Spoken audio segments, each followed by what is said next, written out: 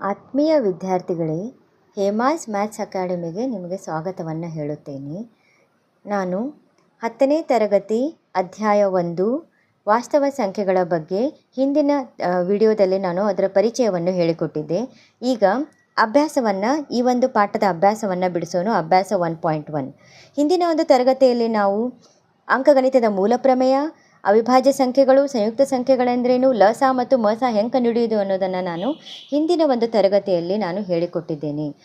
ಆ ವಿಡಿಯೋವನ್ನು ನೋಡಿ.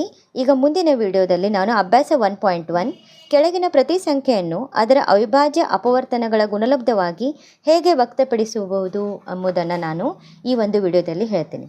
ಅವಿಭಾಜ್ಯ ಸಂಖ್ಯೆ ಅಂದರೆ ಏನು? 2, 3, 5, 7, 11, 13, 17, 19, 23 ಇಂಥ ಸಂಖ್ಯೆಗಳಿಗೆ ನಾವು ಅವಿಭಾಜ್ಯ ಸಂಖ್ಯೆ ಅಂತ ಹೇಳ್ತೇವೆ. ಈಗ ಉದಾಹರಣೆ 96ನ್ನು ಅವಿಭಾಜ್ಯ ಅಪವರ್ತನವಾಗಿ ಬರೆಯಿರಿ ಅಂಥೇಳಿ ಒಂದು ಕ್ವಶನ್ ಇದೆ. ಈ ಥರ ಕ್ವಶನ್ನ ಎಕ್ಸಾಮಲ್ಲೂ ಕೂಡ ಬಂದಿರ್ತದೆ, ಅದಕ್ಕೆ ಇದು ಇಂಪಾರ್ಟೆಂಟ್ ಇದೆ, ಕೇಳಿ.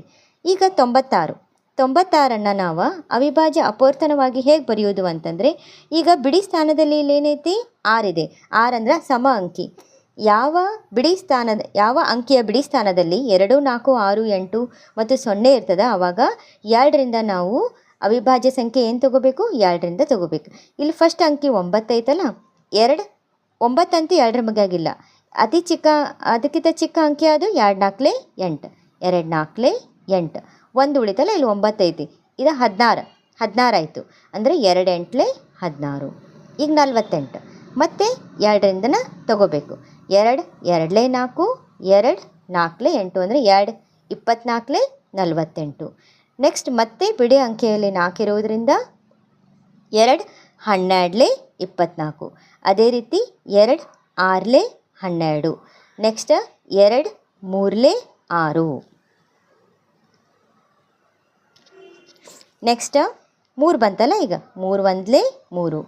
ಈ ಥರ ಮಾಡಿ 96 ಬರ್ಕೊಂಡು ಇವೆಲ್ಲ ಅವಿಭಾಜ್ಯ ಸಂಖ್ಯೆಗಳನ್ನು ಗುಣಾಕಾರ ಹಾಕಿ ಬರೆದುಕೊಳ್ಬೇಕು.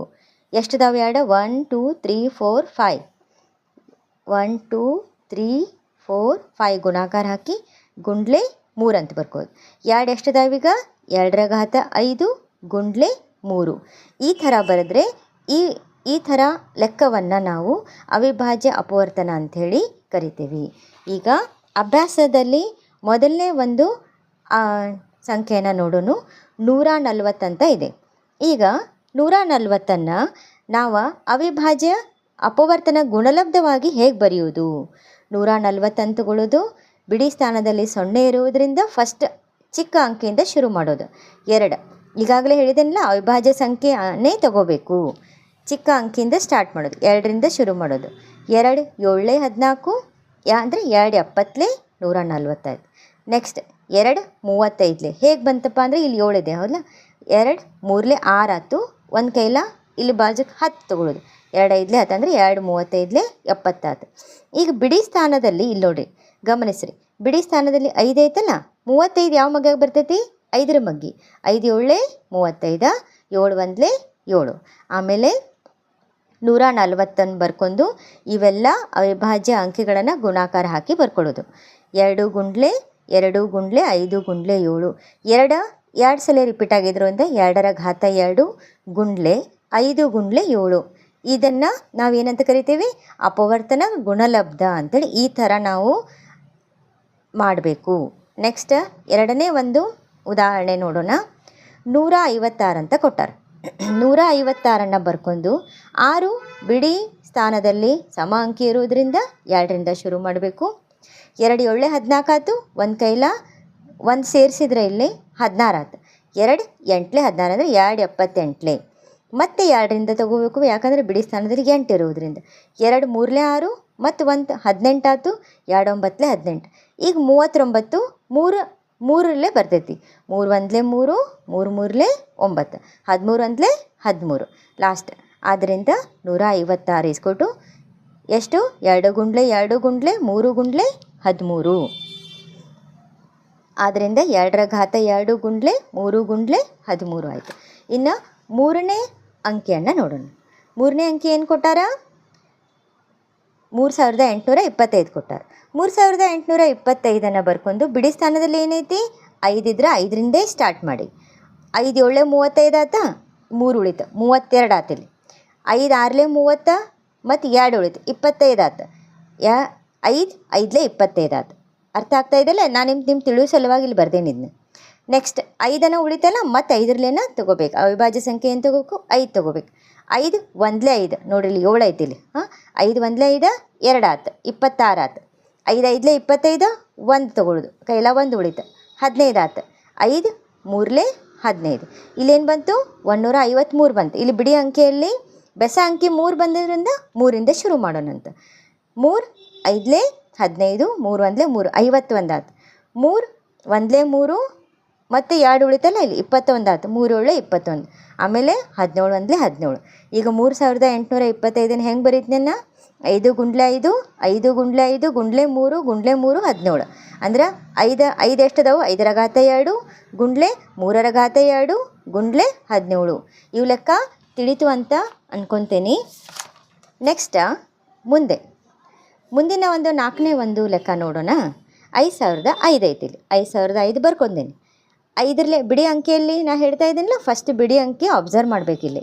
5 ಏನೈತಿಲ್ಲೇ 5 ತೊಗೊಳೋದ್ರಿಂದ 5ರಲ್ಲೇನ ಅವಿಭಾಜ್ಯ ಸಂಖ್ಯೆ 5 ತೊಗೊಳ್ಳೋದು. 5 1 5 2 0 ಮತ್ತು 5 1 5. ಮತ್ತು ಇಲ್ಲಿ ನೋಡ್ರಿ, ಇಲ್ಲಿ 3 ಬರೋದಿಲ್ಲ ಇದು. ಅದಕ್ಕೆ ನಾ ಏನು ಮಾಡತ್ತೀನಿ? 7ರಲ್ಲೇ ತೊಗೋತೀನಿ. 5ರಲ್ಲೇನೂ ಬರೋದಿಲ್ಲ, ಯಾಕಂದ್ರೆ ಬಿಡಿ ಅಂಕಿ 5 ಇಲ್ಲ. ಆದರೆ 7ರಲ್ಲೇ ತೊಗೋತೀನಿ. 7 7 1 7 10 ಐತಲ್ಲ ಇಲ್ಲಿ. 7 1 7 ಅಂದ್ರೆ 3 ಉಳಿತು 30 ಆತು. 7 4 28 ಆತ. 2 ಉಳಿತು 21 ಬಂತು. ಆದ್ದರಿಂದ 7 3 21 ಆತು. ನೆಕ್ಸ್ಟ್ ಇಲ್ಲೇ 3 ಐತಿ, ಕರೆ 3 ತೊಗೊಳಕ್ಕೆ ಬರೋಂಗಿಲ್ಲ. ಆದ್ದರಿಂದ 23 ಬರೋದಿಲ್ಲ. ಆದ್ದರಿಂದ ನಾನು ಏನು ಮಾಡೀನಿ? 7ರಲ್ಲೇನೂ ಬರೋದಿಲ್ಲ, ಆದ್ದರಿಂದ ಡೈರೆಕ್ಟ್ 11 ತೊಗೊಂಡೇನಿ. 11 1 11 ಇಲ್ಲಿ 14 ಐತೆ ಹೌದಿಲ್ಲ. 11 1 11 3 ಉಳಿತು 33 ಆತು. 11 3 33 ಅಂದ್ರೆ 13 1 13. ಏನು ಬಂತಿಲ್ಲೇ? 5 ಗುಂಡ್ಲೆ 7 ಗುಂಡ್ಲೆ 11 ಗುಂಡ್ಲೆ 13 ಬಂತು. ನೆಕ್ಸ್ಟ್ ನೋಡ್ರಿ, ಲಾಸ್ಟ್ ಕೊನೆ ಅಂಕಿ ನೋಡೋಣ. 7429 ಅವಿಭಾಜ್ಯ ಗುಣಲಬ್ಧವಾಗಿ ಬರೆಯಿರಿ ಅಂತ ಹೇಳ್ಯಾರ. ಈಗ 7429 ಇಲ್ಲಿ ನಾನು 2ರಲ್ಲಿ ಅಂತೂ ಬರೋಂಗಿಲ್ಲ, ಯಾಕಂದ್ರೆ ಬಿಡಿ ಅಂಕಿಯೊಳಗೆ ಏನೈತಿ? ಬೆಸ ಅಂಕಿ ಇರೋದ್ರೆ 3 ಬರೋದಿಲ್ಲ. ಆದ್ದರಿಂದ 5ರಲ್ಲೇನೂ ಬರೋದಿಲ್ಲ, 11ರಲ್ಲೇನೂ ಬರೋದಿಲ್ಲ. ಆದ್ದರಿಂದ ನಾ 17ರಿಂದ ಬರ್ತೈತೆ ಅಂತ 17ಅನ್ನು ಡೈರೆಕ್ಟ್ ತೊಗೊಂಡಿರೋದು. ಇಲ್ಲಿ ನೋಡ್ರಿ, 17 4 68 ಇಲ್ಲೈತಲ್ಲ 68. 68 ಅಂದ್ರೆ ಎಷ್ಟು ಉಳಿತು? 74 68 ಕಳೆದ್ರೆ 6 62 ಆತಿದೆ ಹೌದಿಲ್ಲ. 62 ಆತಂದ್ರೆ 17 3 51 ಆತು. 62 51 ಕಳೆದ್ರೆ 11 ಬಂತಿಲ್ಲಿ 119 ಆತಿದೆ. ಅಂದ್ರೆ 17 7 119 17 7 119. ಅದಕ್ಕೆ ಇಲ್ಲಿ ನಾ ಇಲ್ಲೇ ನಿಮ್ಮ ತಿಳಿಯೋ ಸಲುವಾಗಿ ಇಲ್ಲಿ ಬರ್ದೇನಿಲ್ಲ. ನೆಕ್ಸ್ಟ್ 437 ಆತು. ನೆಕ್ಸ್ಟ್ 19ರಲ್ಲೇ ತೊಗೊಳ್ಳೋದು. ಈಗ 19 2 19 2 38 19 2 38 ಆಯಿತು. ಆಮೇಲೆ 19 3 57 5 ಉಳಿತು 19 3 57 23 ಆತು. 23ನ ಡೈರೆಕ್ಟ್ 23 1 23 ಬರೀದು. ಈಗ ಹೆಂಗೆ? 7429 ಅವಿಭಾಜ್ಯ ಅಪವರ್ತನ ಗುಣಲಬ್ಧ ಏನ? 17 ಗುಂಡ್ಲೆ 19 ಗುಂಡ್ಲೆ 23. ಈ ಒಂದು ವಿಡಿಯೋ ನಿಮ್ಗೆ ಅರ್ಥ ಆಯಿತು ಅಂತ ತಿಳ್ಕೊತೀನಿ. ನನ್ನ ಒಂದು ಚಾನಲ್ನ ಸಬ್ಸ್ಕ್ರೈಬ್, ಶೇರ್ ಮತ್ತು ಕಮೆಂಟನ್ನು ಮಾಡಿ ಅಂತ ಹೇಳಿ ಈ ಒಂದು ವಿಡಿಯೋನ ಮುಕ್ತಾಯಗೊಳಿಸ್ತೀನಿ. Thank you.